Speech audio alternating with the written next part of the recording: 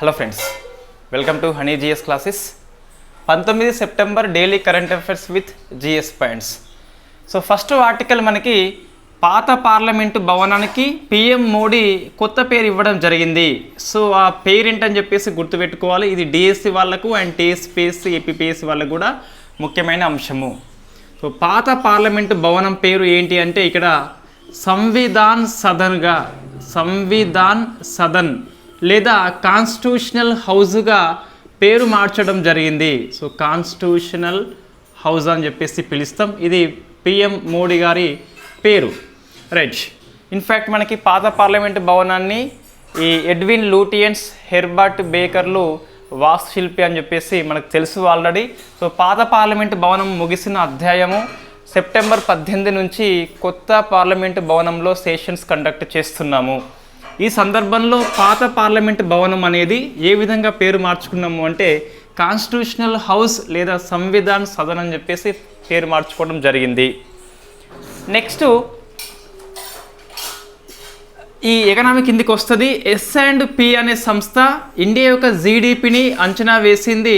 So financial year 2024 గాను. ఈ అంతగానం ఇంపార్టెంట్ లేని సంస్థ అయినప్పటికీ మనం గుర్తుపెట్టుకోవాలి, వార్తల్లో ఉంది కాబట్టి.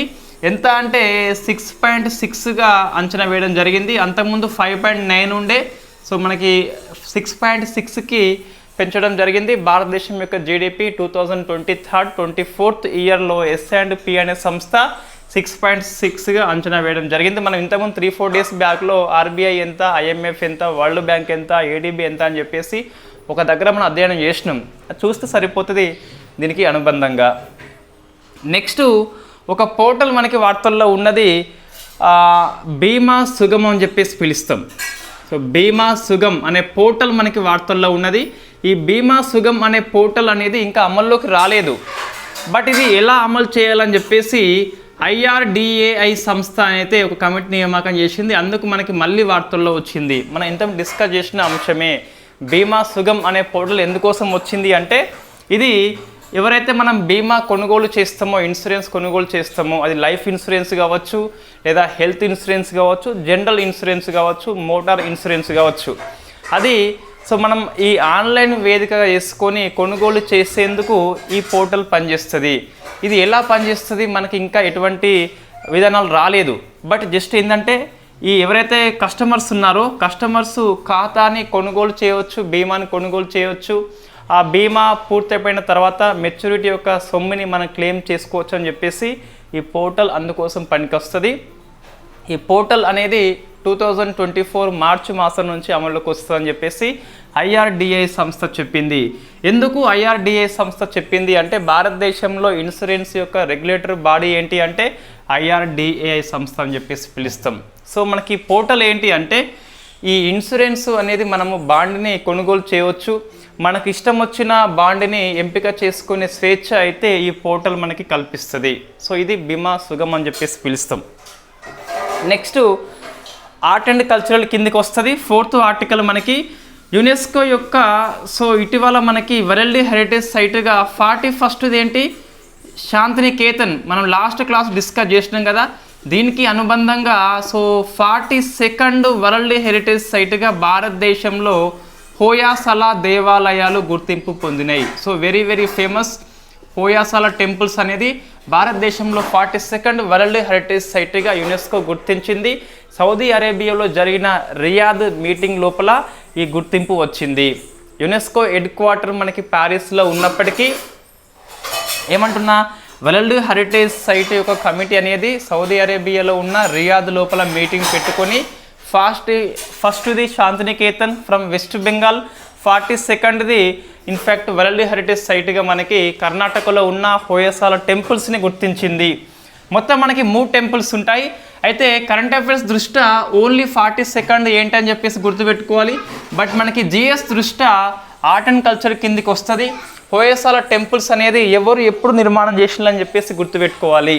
సో మనకేంటి ఇప్పుడు వార్తల్లో ఉన్నది హోయాసల దేవాలయాలు అని చెప్పేసి వార్తల్లో ఉన్నది. మొత్తం ఇవి 3 ఉంటాయండి, కర్ణాటక లోపల ఉంటాయి. వీటికి 42nd వరల్డ్ హెరిటేజ్ సైట్గా గుర్తింపు వచ్చింది. మనకి గర్వకారణం ఇది, రైట్. ఫస్ట్ చూసినట్లయితే మనకి బేలూరు ప్రాంతంలో ఒక టెంపుల్ ఉంటుంది, అది సో చెన్నకేశవ స్వామి ఆలయము, వెరీ ఫేమస్ చెన్నకేశవ స్వామి ఆలయం ఉంటుంది. సెకండ్ది హలీబేడు ప్రాంతం లోపల వెరీ ఫేమస్ మనకి ఇన్ఫ్యాక్ట్ హోయసలేశ్వర ఆలయం ఉంటుంది. సో హోయసలేశ్వర ఆలయం అని చెప్పేసి. మూడవది శివనాథపురం అని చెప్పేసి ఉన్నది. సో ఇక్కడ ఇన్ఫ్యాక్ట్ ఇంకోటి కేశవ స్వామి టెంపుల్ అని చెప్పేసి ఉంటుంది. సో మనకి సోమనాథపుర అని చెప్పేసి మనం 3 టెంపుల్స్ ఎక్కడ అని చెప్పేసి గుర్తుపెట్టుకోవాలి. మూడింటికి కలిపి హోయసల టెంపుల్స్ అని చెప్పేసి ఉమ్మడిగా 42nd వరల్డ్ హెరిటేజ్ సైట్గా మనం గుర్తించినాము. రైట్. ఫస్ట్ బేలూరులో ఉన్న చెన్నకేశవ స్వామి దేనికి ఫేమస్ అంటే ఈ టెంపుల్ మనకి విష్ణువుకి అంకితం చేయడం జరిగింది, విష్ణువుకి. సో నెక్స్ట్ ఈ చెన్నకేశవ స్వామి టెంపుల్ని ఎవరు నిర్మాణం చేసిండ్రు అంటే నిర్మాణం స్టార్ట్ చేసింది మాత్రం మనకి హోయసాల వంశంలో వెరీ ఫేమస్ వ్యక్తి విష్ణువర్ధనుడు. సో విష్ణువర్ధనుడు దీన్ని ఇన్ఫ్యాక్ట్ స్టార్ట్ చేసిండు. 100 years పాటు దీని నిర్మాణం జరిగిందని చెప్పేసి మన హిస్టరీ పుస్తకాలు పేర్కొంటాయి. రైట్. నెక్స్ట్ హలీబేడు అని చెప్పేసి ఈ ప్రాంతం లోపల హోయసలేశ్వర ఆలయం ఉంది కదా, ఇది శివునికి అంకితం చేయడం జరిగింది, శివునికి అంకితము. సో మనకి ఇన్ఫ్యాక్ట్ హోయసల వంశం వాళ్ళు వైష్ణవ మతాన్ని ఆచరించిండ్రు, శైవ మతాన్ని ఆచరించిండ్రు, జైన మతాన్ని కూడా ఆచరించిండ్రు. వాళ్ళు ఫస్ట్ మనకి కళ్యాణ చాళుక్యుల యొక్క సామంతులు వీళ్ళు. సో జైన మతాన్ని ఎక్కువ పోషించినారు. అయితే ఈ విష్ణువర్ధనుడు మనకి ఈ రామానుచార్య యొక్క ప్రభావం కారణంగా వైష్ణవ మతాన్ని స్వీకరణ చేస్తాడు. రైట్. ఇక్కడ శివునికి అంకితం చేయడం జరిగిందని చెప్పేసి జస్ట్ ఏ టెంపుల్ దేనికోసం అని చెప్పేసి గుర్తుపెట్టుకోవాలి. నెక్స్ట్ కేశవస్వామి టెంపుల్ అనేది దీన్ని త్రికూట ఆలయం అని చెప్పేసి పిలుస్తాం. ఎందుకు త్రికూట ఆలయం అంటే మనకి ఇక్కడ ఇన్ఫ్యాక్ట్ విష్ణువుని 3 రూపాల్లో కొలుస్తాము. ఒకటి జనార్దన్ అని చెప్పేసి, 2 కేశవుడు అని చెప్పేసి, 3 వేణుగోపాలుడు అని చెప్పేసి. సో జనార్దన్ అన్న విష్ణువే, కేశవ అన్న విష్ణువే, అండ్ వేణుగోపాల్ అన్న కూడా విష్ణువే. సో మనకి 3 రూపాల్లో కొలుస్తాం కాబట్టి దీన్ని త్రికూట ఆలయం అని చెప్పేసి పిలుస్తాం. ఇది TSPSC ప్రీవియస్ ఇయర్ క్వశ్చన్. మనకి మొత్తం 3 టెంపుల్స్ ఉన్నాయి, బేలూరు, హలీబేడు, సోమనాథపుర అని చెప్పేసి. విష్ణువు అండ్ శివుడు, ఇది కూడా మనకి విష్ణువే. రైట్. ఇక్కడ ఇది కొద్దిగా ఫేమస్ అండి. చెన్నకేశవ స్వామి అనేది ఈ హోయసల టెంపుల్ లోపలనే అతిపెద్ద టెంపుల్ అని చెప్పేసి పిలుస్తాం. విష్ణువు యొక్క జాతక చక్రం మొత్తం ఇక్కడ ఉంటుంది. సో రామావతారం కనిపిస్తుంది, కృష్ణావతారం కనిపిస్తుంది మనకి. రైట్. అయితే ఈ హోయసాల యొక్క నిర్మాణ శైలి ఏంటని చెప్పేసి మనం చూసుకున్నట్లయితే జనరల్గా నార్త్ ఇండియా లోపల నగర శైలి అని చెప్పేసి ఉంటుంది ఎక్కువ, సౌత్ ఇండియా లోపల ద్రవిడ అని చెప్పేసి ఉంటుంది కదా. ఇవి రెండూ కాకుండా సో ఇది ఉమ్మడిగా మనకి కనిపిస్తుంది. కొన్ని లక్షణాలు నగర శైలిలో ఉంటే, కొన్ని లక్షణాలు ద్రవిడ శైలిలో ఉంటుంది. కాబట్టి హోయసాల టెంపుల్స్ యొక్క నిర్మాణ శైలి మనం చూసుకున్నట్లయితే దీన్ని హైబ్రిడ్ శైలి అని చెప్పేసి పిలుస్తాం. సో లేదా ఇన్ఫ్యాక్ట్ మనకి వేగర శైలి అని చెప్పేసి కూడా మనం పిలుస్తాం. సో హైబ్రిడ్ లేదా వెసార శైలి అని చెప్పేసి పిలుస్తాం. సో వెసార అని చెప్పేసి పిలుస్తాం. ఎందుకు? ఇది ఉమ్మడి లక్షణాలు కలిగి ఉంటుంది. అయితే ఈ టెంపుల్స్ యొక్క కొన్ని లక్షణాలు మనం చూసుకున్నట్లయితే ఈ రాయి అనేది సాఫ్ట్ స్టోన్ అండి. సో ఇది మెత్తని రాయితోని మూడింటిని కూడా నిర్మాణం చేయడం జరిగింది. తర్వాత ఇంకా కొన్ని పాయింట్స్ మనకి ఈ మూడింటి యొక్క బేస్ మనం చూసినట్లయితే ఈ నక్షత్ర ఆకారంలో కనిపిస్తుంది. కింద ఉన్న బేస్ ఏదైతే ఉందో ఆధారం నక్షత్ర ఆకారం లేదా ఎన్ ఆకారంలో మనకి కనిపిస్తా అని చెప్పేసి ఆ ఆర్టికల్ మనకి పేర్కొంటుంది. రైట్. ఇది తెలుగు పేపర్లలో రేపు వస్తుంది. ఇన్ఫ్యాక్ట్ మనకి ఈరోజు పేపర్ రాలేదు. మరి ఇది ఎక్కడిది? మనకి హిందూలో ఆన్లైన్ ఎడిషన్ వస్తుంది. సో ఆ న్యూస్ మనం తీసుకున్నాము. రేపు మళ్ళీ ఆఫ్లైన్లో మనకి బయట పేపర్లో అయితే కనిపిస్తుంది. సో 3 టెంపుల్స్ గుర్తుపెట్టుకోవాలి. Very very important issue. UNESCO యొక్క వరల్డ్ హెరిటేజ్ సైట్గా 41ది శాంతినికేతన్ వెస్ట్ బెంగాల్, 42ది కర్ణాటక నుంచి హోయసల టెంపుల్స్ అని చెప్పేసి ఆ రాజుల పేర్లు మనం గుర్తుపెట్టుకోవాలి. ఇన్ఫ్యాక్ట్ ఇది విష్ణువర్ధనుడే. ఇది మాత్రం మనకి నరసింహ 3 అని చెప్పేసి ఉంటాడు. రైట్. ఈ విష్ణువర్ధనుడే మన హోయసల వంశం లోపల వెరీ ఫేమస్. వాళ్ళ రాజధాని మనకి ఇన్ఫ్యాక్ట్ ద్వార సముద్రం అని చెప్పేసి దాన్ని హలీబేడు అని చెప్పేసి మనము పిలుస్తాం. రైట్. వీళ్ళు ఎవరికి సామంతులు అంటే కళ్యాణి చాళుక్యుల వాళ్ళకి సామంతులుగా పనిచేసిండ్రు. ఇవన్నీ మనకి కంపల్సరీ అవసరం ఉంటుంది. నెక్స్ట్ డిఫెన్స్ లోపల ఆపరేషన్ సజాగు అని చెప్పేసి వార్తల్లో ఉంది. ఏంటి ఆపరేషన్ సజాగు అంటే ఇది ఇండియన్ కోస్ట్ గార్డు కండక్ట్ చేసిన ఆపరేషన్. భారతదేశం యొక్క వెస్టర్న్ సెక్టార్ లోపల అంటే పశ్చిమ తీరం లోపల ఎక్కడ మనకి సో వెస్టర్న్ కోస్ట్ లోపల ఇన్ఫ్యాక్ట్ ఇదొక సెక్యూరిటీ డ్రిల్ ప్రతి సంవత్సరం మనం కండక్ట్ చేస్తాము. ఏమన్నా ఇక్కడ శత్రువు వాళ్ళు ఉన్నారా లేదని చెప్పేసి సెర్చ్ చేస్తాము. ఇండియన్ కోస్ట్ గార్డు కండక్ట్ చేసిన ఆపరేషన్ డ్రిల్ ఈ ఆపరేషన్ సజాగు అని చెప్పేసి పిలుస్తాం. ప్రజెంట్ అయితే మనకి వెస్టర్న్ కోస్ట్ మొత్తం చూడడం జరిగింది. సో నెక్స్ట్ ఈస్టర్న్ సెక్టర్ కూడా వాళ్ళు చూస్తారు. మొత్తం మీద ఇది కోస్టల్ ప్రాంతంలో జరిగే సెక్యూరిటీ డ్రిల్ యాన్యువల్గా మనకి ప్రతి సంవత్సరం ఇది కండక్ట్ చేస్తారు, కొత్తదేమి కాదు. నెక్స్ట్ ఇంటర్నేషనల్ రిలేషన్స్ లోపల very famous India versus Canada అని చెప్పేసి మనకి వార్తల్లో ఉన్నది.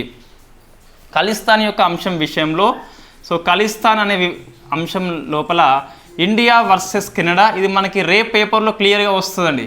సో కెనడా అని చెప్పేసి రెండు దేశాలు కూడా తమ దౌత్యవేత్తలను బహిష్కరణ చేసుకున్నాయి.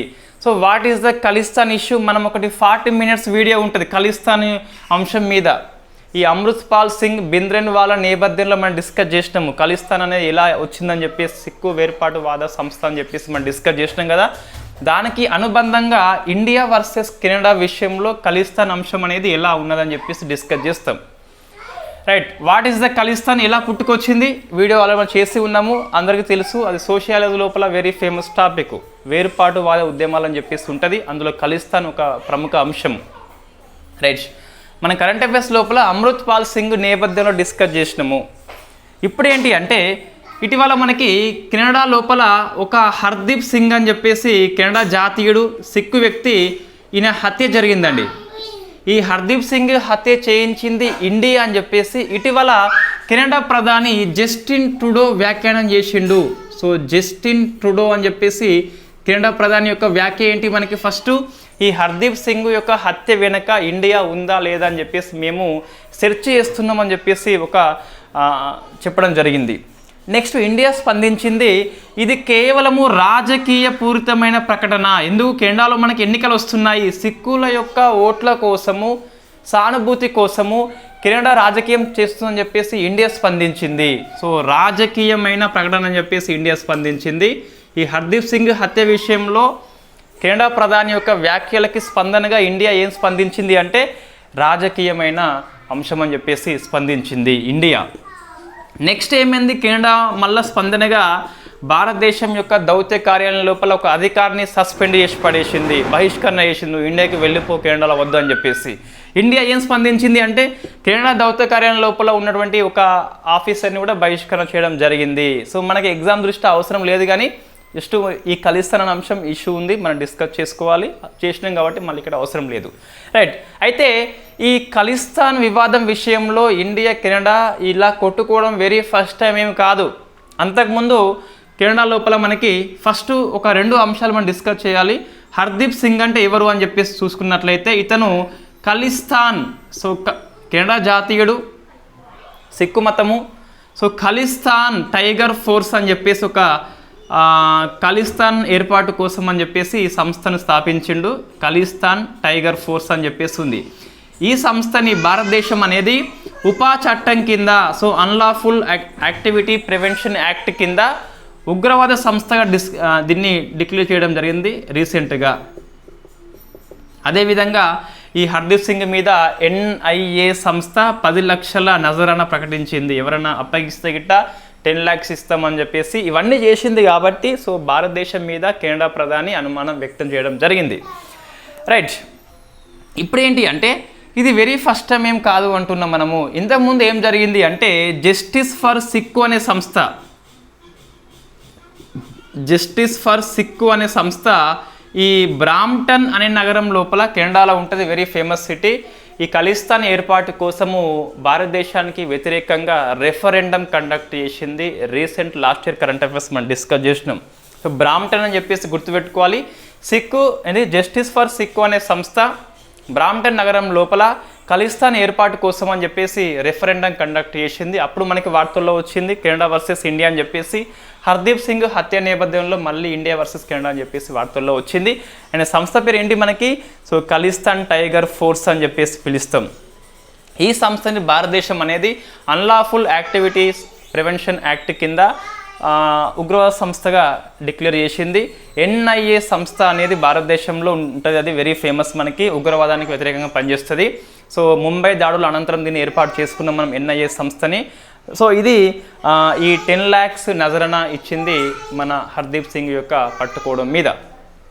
రైట్, మరి ఖలిస్తాన్ ఇప్పటికి ఉన్నదా అంటే ఇది పూర్తిగా ప్రజాభిమానం లేని ఉద్యమం ఇది.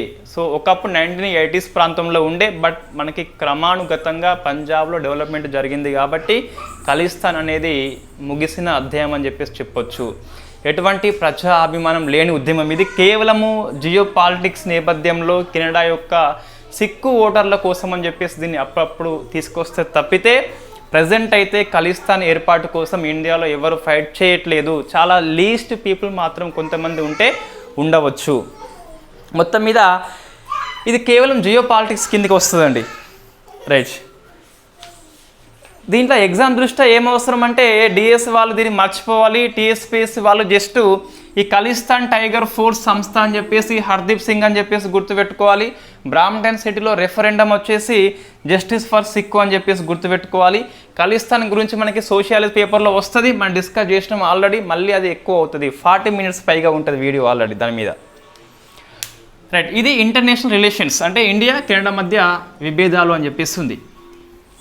నెక్స్ట్ ఇంటర్నేషనల్ అంశం ఒకటి మనకి వార్తల్లో ఉన్నది, లిప్టాకో గౌరమ చార్టర్ అని చెప్పేసి వార్తల్లో ఉన్నది. సో లిప్టాకో గౌరమ చార్టర్ ఇటువంటిది టీఎస్పీఎస్సీ ఫోకస్ చేస్తుందండి. ఒక ఒప్పందము అంతర్జాతీయంగా వెలుగులోకి వచ్చింది అనుకున్నట్లయితే ఏ కంట్రీస్ మధ్య అని చెప్పేసి ఎందుకోసం అని చెప్పేసి టీఎస్పీఎస్సీ అడుగుతుంది. ఇది మనకి ఈరోజు హిందూ ఆర్టికల్ ఇది. సో లిప్టాకో గౌరమ చార్టర్ అనేది వేటి దేశాల మధ్య అంటే ఆఫ్రికాలో ఉన్న మాలి దేశము, so Burkina Faso and Niger 3 countries మధ్య ఒప్పందమే ఒక రక్షణ ఒప్పందము. ఈ 3 దేశాల యొక్క సారూప్యత ఏంటి అంటే 3 దేశాల్లో సైనిక ప్రభుత్వమే ఉన్నది. ప్రజాప్రభుత్వాన్ని పడగొట్టి సైనిక ప్రభుత్వం అనేది గద్దెనెక్కింది 3 దేశాల లోపల. పరస్పరం రక్షణ కోసము, దాడి చేయకుండా ఎవరు కూడా రక్షణ కోసం అని చెప్పేసి 3 దేశాల ఉమ్మడి సరిహద్దు ప్రాంతమైనటువంటి లిప్టాకో గౌరమ దగ్గర ఒప్పందం చేసుకోవడం జరిగింది. కాబట్టి దాని యొక్క ఒప్పందం పేరేంటి, లిప్టాకో గౌరమ అని చెప్పేసి పిలుస్తాం. ఇది 3 దేశాల సరిహద్దు ప్రాంతం అని చెప్పిస్తున్నది. ఇది ఎక్కడ మీటింగ్ పెట్టుకున్నారంటే వీళ్ళు మాలి రాజధాని బమాకా దగ్గర మీటింగ్ పెట్టుకొని ఈ ఒప్పందం చేసుకోవడం జరిగింది. పరస్పరం రక్షణ కోసం అని చెప్పేసి దీన్ని పిలుస్తాం. సో 3 ఆఫ్రికా కంట్రీసే, 3 సైనిక ప్రభుత్వాలే ఉన్నాయి. కాబట్టి పొద్దున ఎవరైనా తిరుగుబాటు చేయవచ్చు అని చెప్పేసి భావించి ఒకదాని ఒకటి హెల్ప్ చేసుకోవాలని చెప్పేసి ఈ ఒప్పందం చేసుకోవడం జరిగింది. లిప్టాకో గౌరమ అని చెప్పేసి పిలుస్తాం. రైట్, నెక్స్ట్ గౌట్ పాలసీ మనకి ఇన్ఫ్యాక్ట్ ఒక డైరీ మనకి వార్తల్లో ఉన్నది, న్యూకు మదుంగు డైరీ అని చెప్పేసి ఉన్నది. న్యూకు మదుంగు డైరీ లేదా డైరీ అని చెప్పేసి పిలుస్తాం. ఇది ఏంటి అంటే ఇన్ఫ్యాక్ట్ అరుణాచల్ ప్రదేశ్ లోపల ఉంటుంది. వెరీ ఫస్ట్ టైం భారతదేశంలో అరుణాచల్ ప్రదేశ్ లోపల ఉన్నటువంటి న్యూకు మదుంగ్ అనే ప్రాంతం లోపల ఈ యాక్ మిల్క్, యాక్ అంటే మనకి జడల బర్రె అని చెప్పేసి పిలుస్తాం కదా. సో యాక్ మిల్క్ పార్లర్ని వెరీ ఫస్ట్ టైం ఈ ఐసిఏఆర్ సంస్థ ఏర్పాటు చేయడం జరిగింది. ఎక్కడ, న్యూకు మదుంగు దగ్గర. కాబట్టి భారతదేశంలో వెరీ ఫస్ట్ టైం యాక్ మిల్క్ పార్లర్ వచ్చేసి న్యూకు మదుంగు ప్రాంతంలో ఏర్పాటు చేయడం జరిగింది. ఇండియన్ కౌన్సిల్ ఫర్ అగ్రికల్చర్ అని చెప్పేసి ఐసిఏఆర్ అని చెప్పేసి పిలుస్తాం.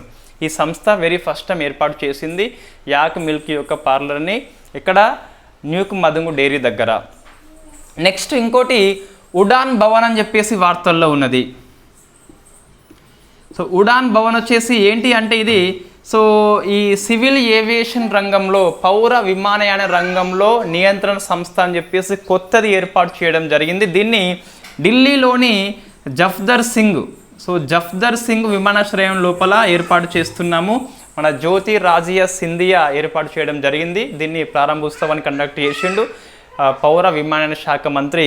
ఎవరు అతని పేరు, జ్యోతిరాదిత్య సింధియా అని చెప్పేసి పిలుస్తాం. ఉడాన్ భవన్ అంటే ఏంటంటే పౌర విమానయాన రంగంలో నియంత్రణ సంస్థ, భవనం పేరు ఉడాన్ భవన్ అని చెప్పేసి పిలుస్తాం. రైట్, నెక్స్ట్ జాగ్రఫీలో ఉదంపూర్ రైల్వే స్టేషన్ జమ్మూ కాశ్మీర్లో ఉన్నది కదా, దీని యొక్క పేరు మార్పిడి జరిగింది. ఉదంపూర్ రైల్వే స్టేషన్ కాస్త కెప్టెన్ తుషార్ మహాజన్ స్టేషన్గా మారింది. తుషార్ మహాజన్ ఎవరంటే ఒక సైనిక ఆఫీసర్, ఇటీవల మరణించిండు కాబట్టి అతనికి జ్ఞాపకంగా ఉదంపూర్ స్టేషన్ని తుషార్ మహాజన్ స్టేషన్గా పేరు మార్చిన జాగ్రఫీ కిందికి వస్తుంది. బుక్స్ మనకి G20 సమ్మిట్ పూర్తయిపోయింది, మన క్లాస్ చేయలేదు ఇంకా. ఎందుకు చేయలేదు అంటే మన గవర్నమెంట్ నుంచి అఫీషియల్ డాక్యుమెంట్ ఇంకా రాలేదు. ఇది ఈ మీటింగ్ మీద రాలేదు, ఇంకా వేరే వేరే అంశాల్లో వచ్చింది, రైట్. అయితే వెరీ ఫస్ట్ టైం మనకి G20 సమ్మిట్ ఇండియా హోస్ట్ చేసింది కదా, ఒక పుస్తకాన్ని నిన్న రిలీజ్ చేయడం జరిగింది సమాచార ప్రసార మంత్రిత్వ శాఖ యొక్క కార్యదర్శి అపూర్వ చంద్ర. సో పుస్తకం పేరేంటి మనకి పీపుల్స్ G20 అని చెప్పేసి ఉన్నది. ఇందులో ఉన్న సమాచారం మనకి యథాతథంగా తీసుకొని రేపు G20 సమ్మిట్ ఏం డిస్కస్ చేసినాము, భారతదేశం ఏం సాధించింది, థీమ్ ఏంటి అని చెప్పేసి, అందులో ఉన్న అంశాలు ఏంటని చెప్పేసి మనం డిస్కస్ చేస్తాం. ఒక ప్రశ్న ఈ పుస్తకం నుంచి తప్పనిసరిగా వస్తుంది ఎవ్రీ ఎగ్జామ్లో, 1 or 2 క్వశ్చన్స్ రావచ్చు. ఎందుకంటే పేరుకే G20 సమ్మిట్, కానీ అందులో ఎకనామీ వచ్చింది, పాలిటీ వచ్చింది, పర్యావరణ అంశాలు వచ్చినాయి, హిస్టరీలో వచ్చింది, నటరాజు విగ్రహం అని చెప్పేసి వచ్చింది, కోణార్క్ వీల్ అని చెప్పేసి వచ్చింది, భారత మండపం అని చెప్పేసి ఒక బిల్డింగ్ వచ్చింది. సో మనకి అన్ని అంశాలు కవర్ చేస్తూ రేపు ఈ సమ్మిట్ని మనం పూర్తి చేసుకుంటాము. ఈ పుస్తకం ఆధారంగా పుస్తకం చాలా ఎక్సలెంట్గా ఉండడం జరిగింది. సో మనకు పవర్ అయితే పోయింది మొత్తం మీద. సో రివిజన్ సిరీస్ మనము ఇవాళ క్లాసు ఇన్ఫ్యాక్ట్ ఎలా చేస్తామని చెప్పేసి ఒక పరిచయం క్లాస్ చేసి ఇన్ఫ్యాక్ట్ కంటిన్యూ చేస్తాం సబ్జెక్ట్ వారీగా. Thank you very much. Sir ఇందులో డిఎస్సి వాళ్ళ కోసం అయితే ఏం అవసరం అంటే, డిఎస్సి వాళ్ళ కోసము ఈ పార్లమెంటు పాత భవనం పేరు ఏ విధంగా మార్చినారు, సో ఆ భవనం పేరు మనం గుర్తుపెట్టుకోవాలి. బీమా సుగమ్ అనే పోర్టల్ ఎవరి కోసం అంటే ఇన్సూరెన్స్ సంస్థ అనేది మన ఎవరి కోసము, కన్జ్యూమర్స్ కోసం దీన్ని రూపొందించింది. హోయసాల ఆలయానికి 42nd వరల్డ్ హెరిటేజ్ సైట్గా గుర్తింపు వచ్చింది. 41st ఏంటని చెప్పేసి గుర్తుపెట్టుకోవాలి. నెక్స్ట్ భారతదేశంలో మొట్టమొదటి యాక్ మిల్క్ పార్లర్ ఎక్కడ అని చెప్పేసి రాష్ట్రం పేరు గుర్తుపెట్టుకోవాలి, అరుణాచల్ ప్రదేశ్ అని చెప్పేసి. అంతే అండి. ఆ పీపుల్స్ G20 పుస్తకం పేరు గుర్తుపెట్టుకోవాలి. సో ఇవి డిఎస్ల కోసం కరెంట్ అఫైర్స్.